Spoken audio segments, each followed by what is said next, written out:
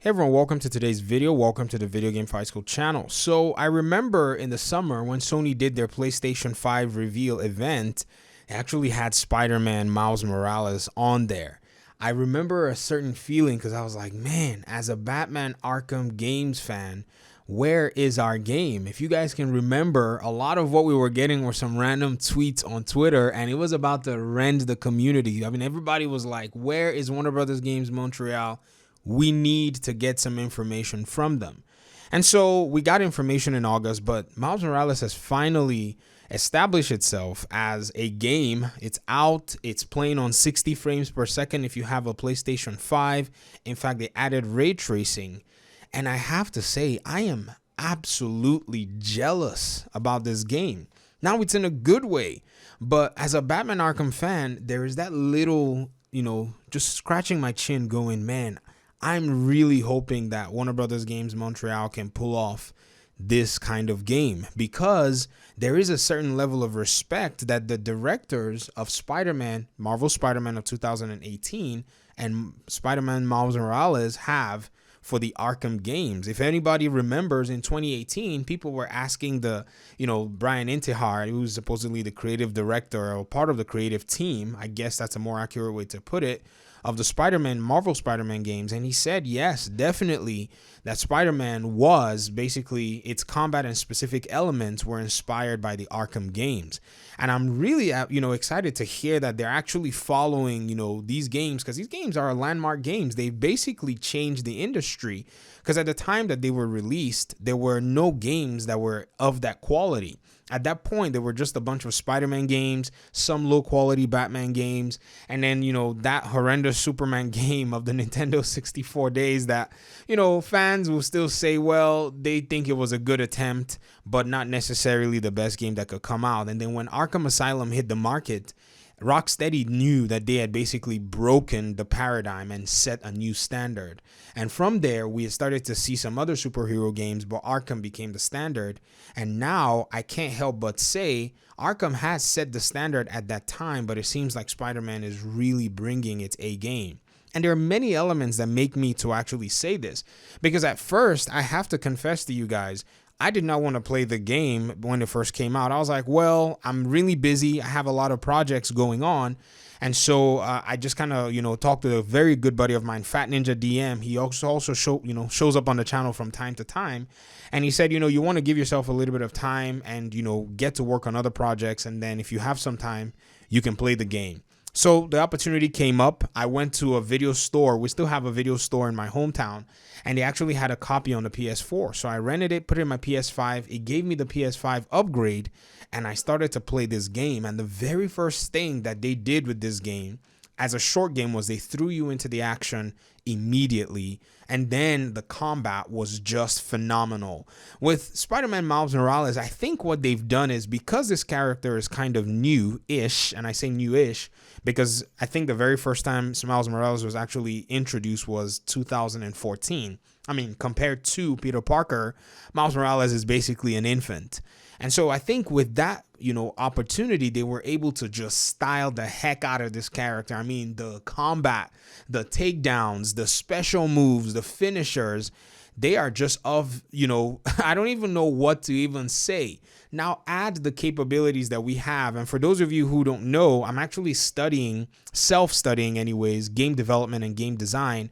And I can tell you that the way technology has actually come, forward, and kind of the game development technologies that we have nowadays that is available for almost everyone actually at no cost, basically, is insane. So leveraging all that technology, I think they were able to deliver such a good, fun action project that I feel guilty to not have actually purchased the game. Now, I'm not saying I have to purchase the game. Don't get me wrong. I actually will purchase the game.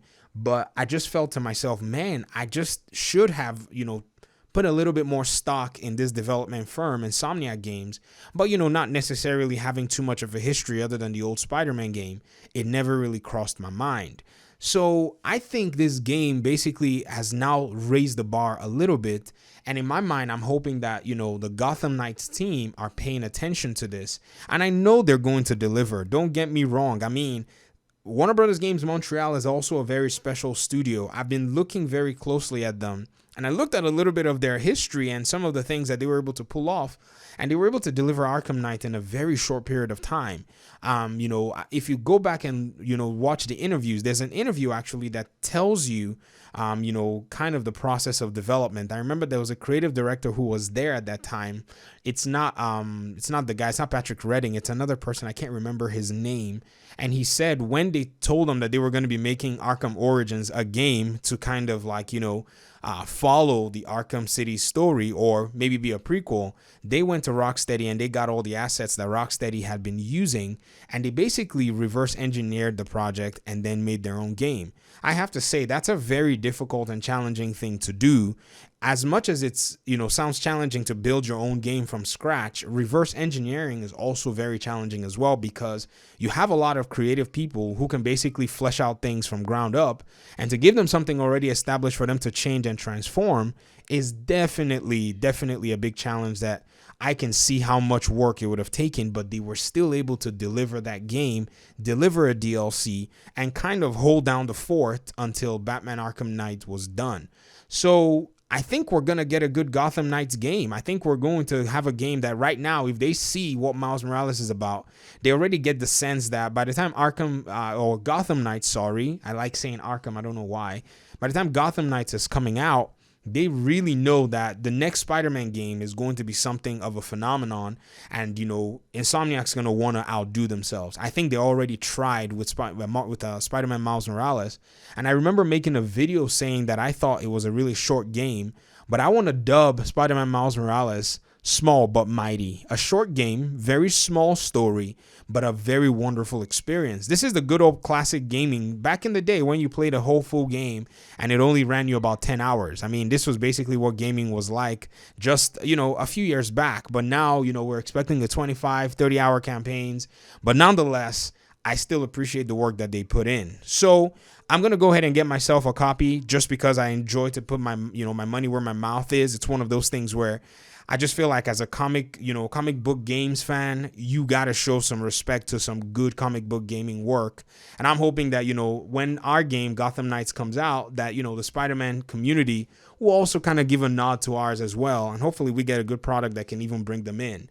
So these are basically my impressions so far of Spider-Man Miles Morales. I really enjoyed myself playing the game. Been a while since I've enjoyed a game. And, I've played all the Arkham games one zillionth time. Well, I haven't beaten Asylum yet, sorry, but the others I've beaten at least 3 times or 2 times, and so I was like, yeah, I don't know if I want to play an Arkham game right now. Let me check this game out, and I was not let down. So if you haven't given it a try, give it a try. If you think it's too short, maybe wait for a discount, but I say it's worth every single penny, man. It's one of those games that shocked me that 10 hours of the excitement that they actually put in this package is actually worth the price point that they've set out for it. I'll talk to you all in another video. Let me know your thoughts about Spider-Man Miles Morales. If you've played it, if you haven't played it, let me know what's stopping you. Perhaps you're not a PS exclusive person. That's not necessarily a big deal. Some of you have your side PlayStation 4s if you're an Xbox or PC person, because you want to enjoy these exclusives as well. Talk to you all in another video. Peace.